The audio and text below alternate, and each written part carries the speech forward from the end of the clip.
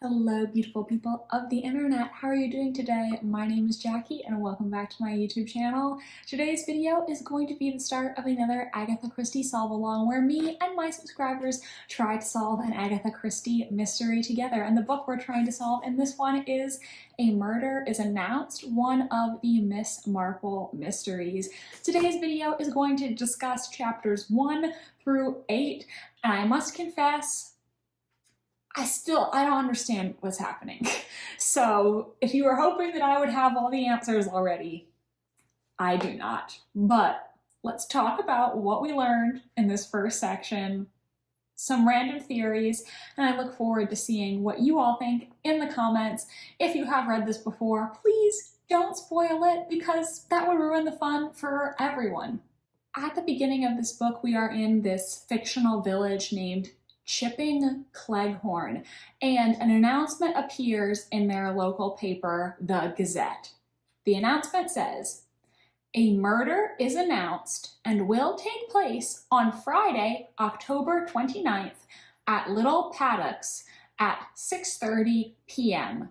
Please accept this, the only intimation." It is actually kind of perfect that we're reading this book together at the end of October because that's actually the time of year that the events in this book take place. But so at the beginning of the novel, we meet in quick succession a large cast of characters, all of whom are reacting to this strange announcement of a murder in the local paper. Now, this was a hard book to make a murder board so far because there are so many characters. I honestly had to rewrite a few of the names because I was running out of room. But first we meet the writer Edmund Sweetenham? I'm gonna say Sweetenham because that sounds cuter. And his mother, Mrs. Sweetenham. I don't think they said what her first name is, but the two of them live together and they also have a housekeeper named Mrs. Finch. We also meet Colonel Archie Easterbrook and his wife, Laura, who is around 30 years younger than him. There is Miss Amy Murgatroyd, who lives with her friend, Miss Hinchcliffe. Again, I don't think they said what Miss Hinchcliffe's first name is, but the two of them are unmarried and they live together because they're good friends. Very good friends. I'm just kidding. I don't know if that was actually an implication, but just as a 21st century person, when you have two very good gal pals living together, my mind is like, is that a little gay? I don't know. But as I said, the murder is supposed to take place at this house called Little Paddocks, and there are several people who are living at Little Paddocks. The estate is owned by Letitia Blacklock. She is in her 60s, she's unmarried, and she lives at this estate with several people, including her distant relatives, Patrick Simmons and his sister, Julia Simmons. Patrick and Julia refer to her as their aunt, but technically they're her second cousins once removed or something like that. So these are two young people who live with her. She also lives with her friend, Dora Bunner, who she sometimes refers to as Bunny. There is also Philippa Hames, and she works as a gardener at a nearby house, but there's no room at that other house for her to live, so that's why she lives with Miss Blacklock. We also find out that Mrs. Hames is a widow. Her husband died in the war, presumably the Second World War, because this book is from 1950-ish. She also lives with them, and Miss Blacklock has a servant named Mitzi. Mitzi, I believe, is meant to be like a Middle or Eastern European Jewish refugee because she makes comments about the Nazis and the Bolsheviks, so implying that she's from somewhere between Germany and Russia. And Mitzi, poor Mitzi. Mitzi seems to have some serious PTSD, but Miss Blacklock just continually dismisses it as her being overdramatic. So poor Mitzi. But yeah, she lives with them too. One thing that piqued my interest, I don't know if this is gonna go anywhere, but when we first meet Miss Dora Bunner, she's depicted as being very kind of helpless, well-meaning, but not very competent. She was in dire straits before she came to live with her old school friend, Miss Blacklock, and that just was a little bit suspicious to me that she was immediately depicted as so helpless and incompetent. Because I think if you're writing a mystery, depicting a character as very helpless and incompetent could be a very good misdirect if they're going to end up being the murderer, right? Because you want the reader to underestimate them. Now, I'm not saying that Miss Bunner is the murderer. I'm not saying that. I'm just saying that is where my mind went, because that would be a really good way to trick people and make them not suspect a certain character.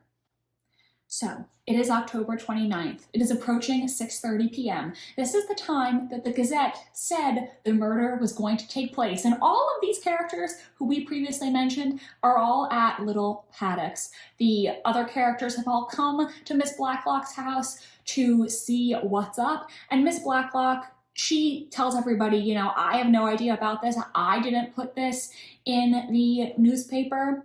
I also realized I totally forgot two characters. So Julian Harmon is their local clergyman, like vicar, and his wife, her name is Diana, but everyone calls her Bunch. They have two kids together, and the Reverend Harmon does not come to Little Paddocks the night of the murder. He is busy, but Bunch comes over, and whereas everybody else is trying to play it coy, being like, oh, we just happened to stop by, Miss Blacklock, how are you doing?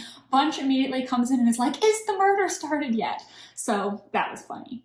It's time for the murder, and a masked man bursts in to the house and starts shooting. All the power has gone out, so they can't really see, but the mystery man does have a torch slash flashlight, and so that's really like the only light in the room. He ends up grazing Miss Blacklock's ear and then somehow ends up dead himself. When the lights come back on, they see that he is deceased, and Colonel Easterbrook theorizes that either the man shot himself by accident or he was somehow overcome with remorse and thus turned the gun on himself. But he's the only casualty, and Miss Blacklock has a slight injury to her ear because it just barely clipped her ear. Now everybody is very confused. They're all looking at this dead guy, and Miss Bunner says that she recognizes him as an employee at the spa hotel in Mendham Wells. Apparently this guy asked Miss Blacklock for money to get him back home to Switzerland, and she refused. So therefore Miss Bunner posits that perhaps this was a revenge scheme to kill Miss Blacklock because she wouldn't give him the money to go to Switzerland, which doesn't really make sense to me, because you would think if this guy was trying to get money for his trip home, like he would have asked multiple people, you would think, if he was begging for money. And so it seems weird to me that he would target Miss Blacklock in particular. Like, you would think that he would have asked a lot of people and maybe some of them would have said yes and some of them would have said no. So a little sus to me. So the police are now on this case, and we see Detective Inspector Craddock, who you will remember if you watched my video trying to solve the mirror cracked from side to side, another one of the Miss Marple books, and his godfather, Sir Henry Clithering, who appears in the 13 Problems, one of the earlier Miss Marple books, and they're assisted by Chief Constable Rydesdale. They're on the case, and they discover that the deceased's name is Rudy Schurz, and he is a Swiss national. So R.I.P. Rudy, or maybe not R.I.P. because you could have been an attempted murderer, but he's dead. And the police do speak to employees at the Gazette office, and when they describe the man who came in to place that ad announcing the murder, it does match the description of Rudy Schurz. So it seems like he was the one who placed the ad. When the police talk to Miss Blacklock, she says that when she first met Rudy at the spa hotel, he told her that he was the son of the proprietor of the Hotel Das Alps at Montreux. I don't know if I'm saying the name right. I dictated these notes to my phone, and so some of the spelling is really bad because I didn't understand what I was saying. But he says that he was related to the guy who owns that hotel in Switzerland, and that was the hotel where Miss Blacklock and her sister stayed for nearly a year during the war. But she says she did not recognize him when he introduced himself. Rudy claimed that his father sent him to England for 6 months to learn about the hotel business. Now, like I mentioned, when all of this occurred, Rudy had a torch / flashlight, if you're American, and he was shining it about, basically like blinding the people in the room. The light was so bright they could hardly see.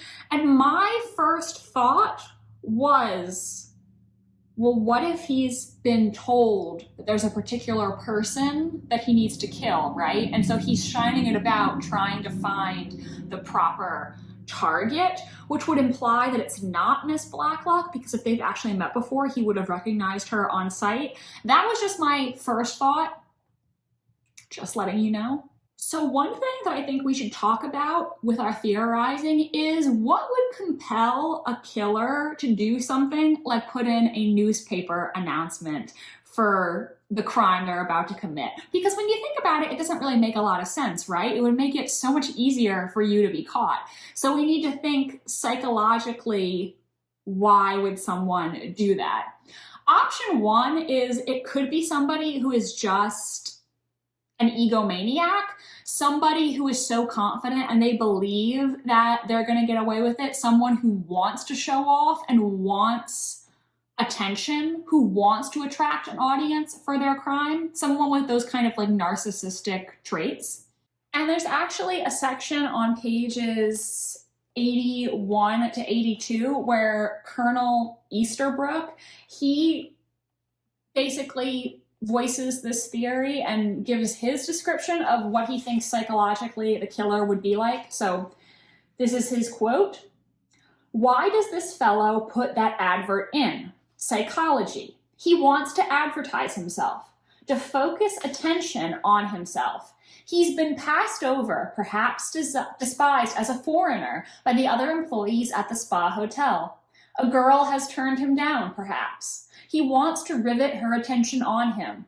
Who is the idol of the cinema nowadays? The gangster? The tough guy? Very well, he will be a tough guy. Robbery with violence. A mask? A revolver? But he wants an audience. He must have an audience. So he arranges for an audience. And then, at the supreme moment, his part runs away with him. He's more than a burglar. He's a killer."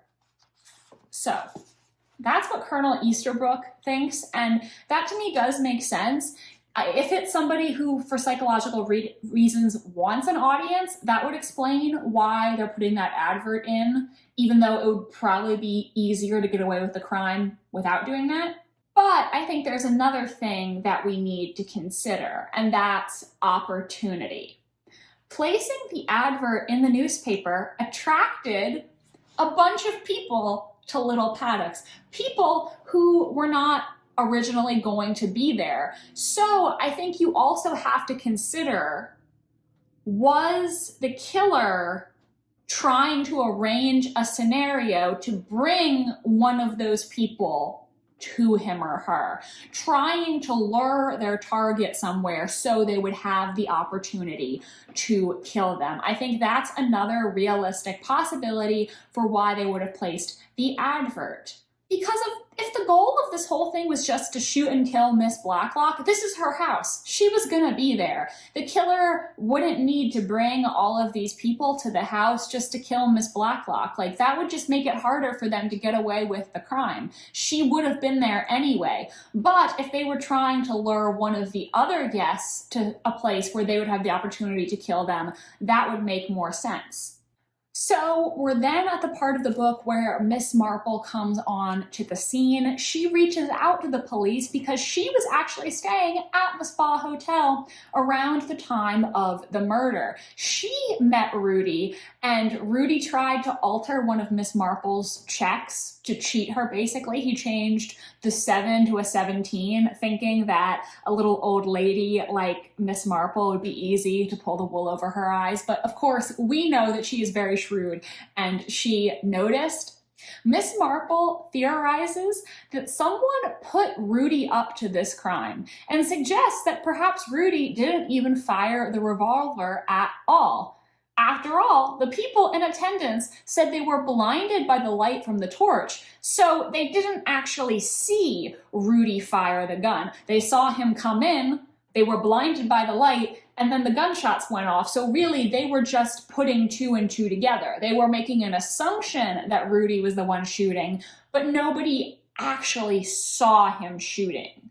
And of course, when the lights came back on, Rudy was dead on the floor with the revolver by his body, and no other mystery person was in sight. So logically, they were all going to assume, okay, this is the one who was shooting at Miss Blacklock. But that's just an assumption. Their minds connecting those parts together. Miss Marple thinks that Rudy was enlisted in something that he thought was a prank, but actually ended up being a murder attempt that would cost him his own life. He also had a girlfriend at the hotel named Myrna, and Rudy told his girlfriend that he had been hired to stage a sham holdup and asked to put this advertisement in. Rudy seemed to think the whole thing was a joke. He never said who had asked him to do it, and unfortunately, that's basically where these chapters end. Miss Marple is coming in Chipping Cleghorn to stay in the vicarage with the Harmons, and that's all we have so far. So I have to say, I'm pretty confused. I don't know about you, but I'm confused. Question 1, if somebody actually wanted to kill Letitia Blacklock, why would they bring all these other people to the house? Because it's her house. She's presumably going to be there all the time. So why deliberately bring an audience to kill a woman in her own home? Like, you would think you would just show up at the house when you knew she was going to be there alone or something. So that's very strange to me. Now, she was also only just shot in the ear. They grazed her ear. So is it possible that the shooter was actually aiming for somebody who was standing next to her or behind her, and their aim was just off, resulting in Miss Blacklock being hit in the ear? Characters do describe to the police where they were positioned in the room, but to be honest, I had a hard time following all of it. I kind of wish there was a diagram or something to show how the room was laid out, because that would make it easier for me to visualize where everyone was standing. But I have to wonder if maybe the intended target was actually just someone who was standing near Miss Blacklock, not Miss Blacklock herself. I think whoever put the advertisement, or should I say, asked Rudy to put the advertisement in the paper, I think that that person asked him to do that because they wanted to stage a situation in which specific people were going to be gathered in the same place. So, for instance, if, like, you know, hypothetically, Dora Bunner was the killer, right? And I'm not saying she is, I'm just using this to illustrate my point. And she wanted to kill, like, Colonel Easterbrook, right? She can manufacture a situation to bring Colonel Easterbrook to her, making it easier to commit the crime. Or let's say vice versa. If Colonel Easterbrook wanted to kill her, he can manufacture a situation that gives him a pretext to come to the house and therefore commit the crime. I think it has to be a situation like that. Either somebody from outside the house wanted an excuse to go to the house, or somebody inside the house wanted a reason to draw people from outside the house to them. Do you understand what I'm getting at here? There were also a few very small discrepancies in this section, and I'm not really sure what, if anything, they mean, but let's just bring it up in case it ends up being important. Mrs. Sweetenham, she has a different version, a slightly different version of the attempted holdup than other people, because other people claim that Rudy told them to put their hands in the air, I believe. And Mrs. Sweetenham says that he said something about give me your money or I'll shoot. So clearly in the same ballpark in terms of things that you would say if you were robbing somebody, but it's a different version of what he said compared to other people. And there was also a moment where I believe Miss Bunner says that during the events, Miss Blacklock was by some flowers, I think is what she said, but Miss Blacklock says, no, I was by the cigarette box. I think that's what they said. I think she said flowers and she said, no, it was the cigarette box. So I don't know if that's relevant. Honestly, all this discussion about who was standing where was very confusing and a little bit hard to follow. I feel like if I had more time and more patience, I would have gone back and reread all of those parts to try to figure out if I could draw a diagram. There are some Agatha Christie books that do have diagrams or maps of the house in them, and I feel like this book should have had that because I'm having a very hard time visualizing the logistics of this drawing room in my mind. And I would really like to know who was standing next to who because that would help me with my theorizing. The only other thing that I want to bring up is I wonder, was Rudy possibly hired by someone who lives in the house? Because we know he met Miss Bunner, we know he met Miss Blacklock. These people are all closely attached to Miss Bunner and Miss Blacklock.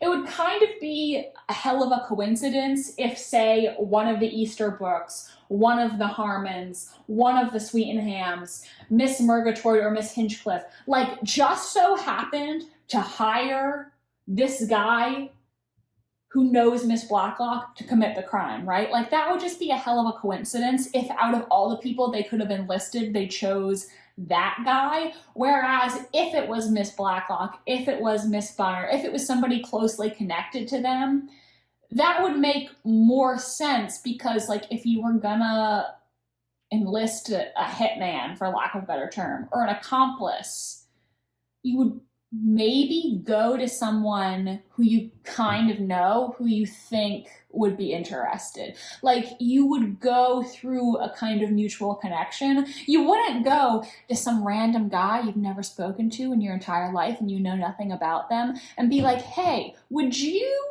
commit a crime for me? That would be a weird thing to ask. And you would have no idea if that person would be the type of person to agree to such a thing. You know what I'm trying to say here? So that's another thought that I have, but honestly, so far, I'm very confused. I don't know what's going on. And hopefully, you all have some better ideas, because right now, I'm just throwing a lot of stuff at the wall, and I don't really understand what's going on. All right, so this has been part 1 of our A Murder is Announced solve along. Do let me know any additional thoughts you had reading these chapters. What do you think about my ideas so far? Do let me know in the comment section and I will read some of your comments in the next part. On Wednesday, I will be posting a video discussing chapters 9 through 17. So if you want to see that video as soon as it comes out, do subscribe to my channel. I post new videos every Wednesday and Sunday. I hope that you enjoyed this video, and if you did, please do give it a big thumbs up. Thank you so much for watching. I hope you're having fun so far, and have an excellent rest of your day. Bye, and we'll get back to our solve along this Wednesday. Talk to you then.